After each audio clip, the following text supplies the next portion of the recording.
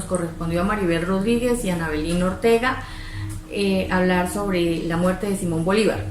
La muerte de Simón Bolívar lo estuvo rodeando durante toda su vida. A los 2 años de edad fue huérfano de mamá, a los 9 años fue huérfano de papá, perdió a su esposa cuando solamente tenía 2 años de haberse casado. Su vida se vio amenazada por muchos atentados, de los cuales vamos a enumerar 20 que son como los que están registrados en la historia de Colombia. Tenemos el caso en la hacienda Yaret en 1807, los intentos de asesinato en Puerto Cabello, ocurrido en 1812, el complot del fraile capuchino y Pedro Corella para asesinarlo, ocurrido en abril de 1813. Tenemos conspiraciones entre sus mismos allegados, que fue en 1814, el atentado en Carúpano de Venezuela en 1814 también, intentos que hubieron en Jamaica en 1815, intento grave en Kingston en 1815 también, el reto a cruzar espadas en los Callados haitianos que ocurrió en 1816, los intentos ocurridos en Guiría en el puerto oriental de Venezuela que ocurrió en 1816, el atentado en Cuimare ocurrido en 1827, el atentado en el Rincón de los Toros también en el estado Guárico, Venezuela, en 1818, lo ocurrido con el peruano y norteño Piura en Piura, en Perú, en 1824, el intento de asesinato en Potosí en 1825, el caso de Huamachuco en Perú también, en el oriente de Trujillo, que fue en 1825, las conspiraciones que hubieron en Lima, ocurridas entre el viernes 28 de julio de 1826, los intentos en Fontibón, el 14 de noviembre de 1826, el informe de Puerto Cabello, en el que él le relata al general a José Antonio Páez en 1827 sobre los intentos de Santander por matarlo. Tenemos la Convención de Ocaña, en la cual algunos ocañeses enviaron a un oficial con intentos de matarlo, y él se enteró por Leardi, Briceño y Méndez y toma medidas oportunas. Otro atentado está el atentado septembrino, que ocurre en 1828, y por fin la muerte logra llevar a cabo el final de él, que ocurre en Santa Marta, que fue que muere de muerte natural en 1830 con solo 47 años de edad, muere alejado de su familia. Quien no cree, porque muchas veces han pronosticado que él se ha muerto y no es así, realmente no deja hijos reconocidos. Según los historiadores, tuvo 4 hijos, cada uno en diferentes países, uno en España, uno en Bolivia, uno en Colombia, uno en Perú. Refieren que tuvo más de 35 mujeres, pero la conocida fue su esposa María Teresa Josefa Antonia Joaquina Rodríguez del Toro, y la otra también reconocida fue su amante Manuelita Sáenz, que en ella también siempre tuvo su esposo. Se dice que Simón Bolívar murió de tuberculosis, pero según los últimos análisis que se han hecho, Simón Bolívar sí tenía tuberculosis y también la tenía crónica, pero si nos remontamos a la época, en ese entonces no se conocía tratamiento para la tuberculosis. El doctor Reverendo pues intentó en su ámbito de sanarle la vida con tratamiento que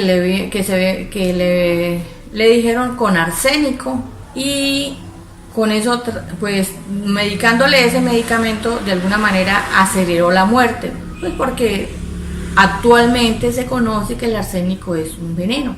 El departamento de Venezuela le niega la entrada a Simón Bolívar a sus tierras.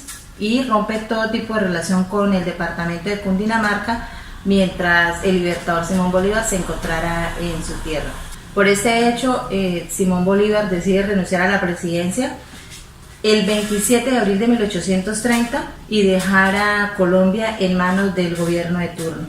También emprende una salida por el río Magdalena hacia Cartagena de Indias, buscando salir hacia Europa, lugar donde él se iba a exiliar, que prácticamente allá era donde él quería pasar el resto de su vida, ya que Venezuela pues no lo quería en sus tierras.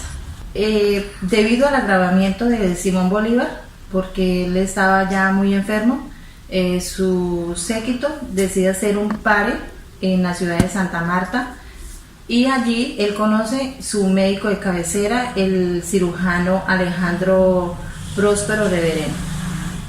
Llegando allí a Santa Marta, lo ubican en la Casa de la Aduana, antigua sede del Consulado Español, donde lo reciben para hacerle todo lo que es el chequeo médico para ver cómo va su salud que no estaba en muy buenas condiciones porque ya estaba bastante enfermo.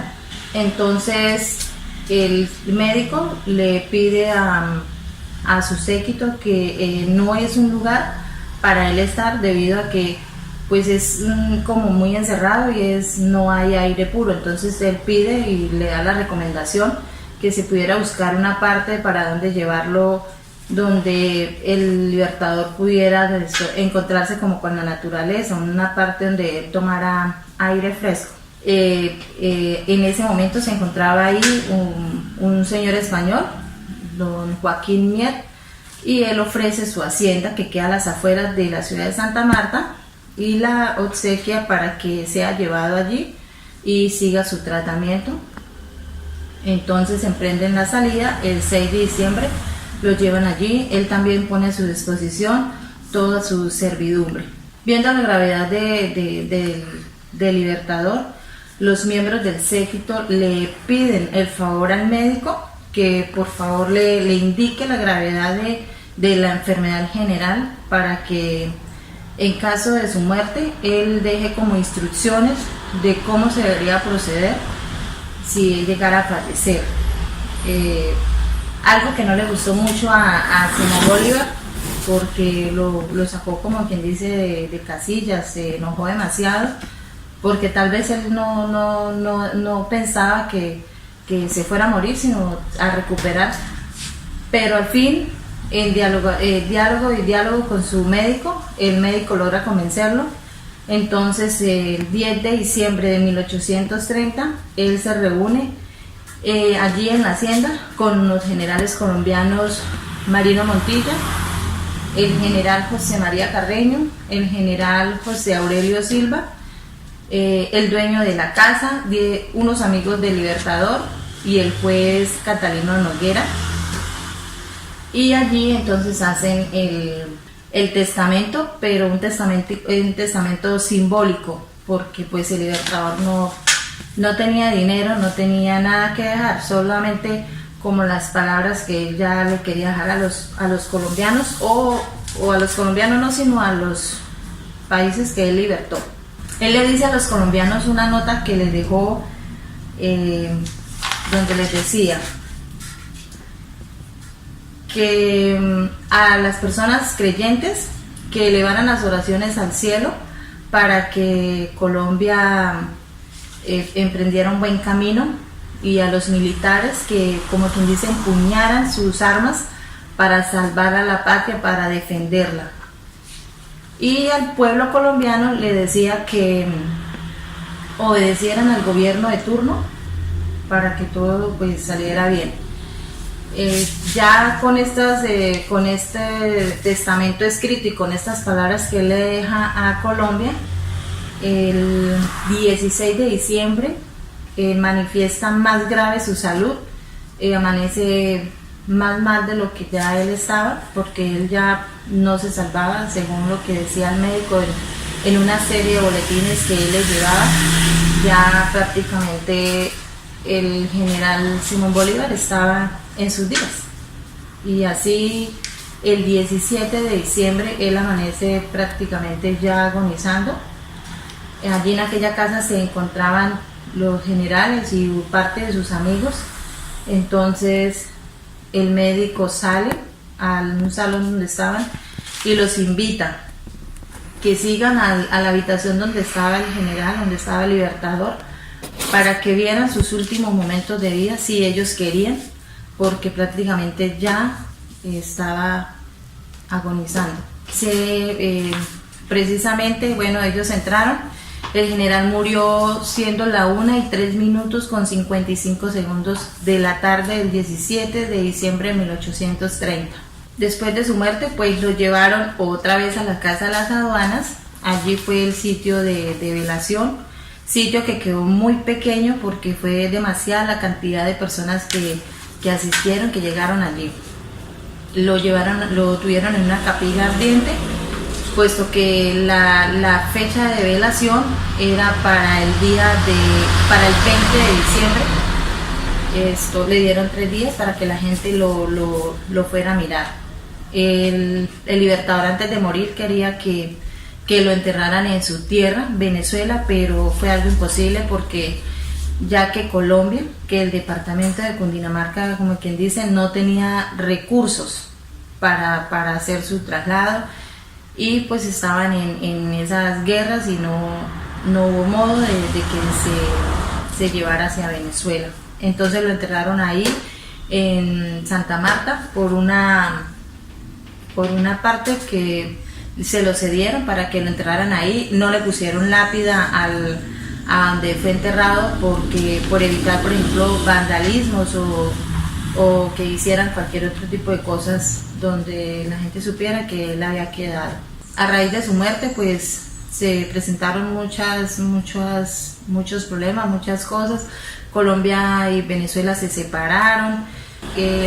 Después de cierto tiempo, en el año 1842, Venezuela lo pide para llevarlo para allá, porque fue la última petición que él hizo, que él quería ser enterrado allá en su tierra. Entonces lo llevaron en 1842, cuando estaba en su segundo mandato el señor José Antonio Páez. En honor al Libertador, en muchas ciudades colocaron el nombre de él, en calles, en ciudades, colocaron el nombre de él en honor.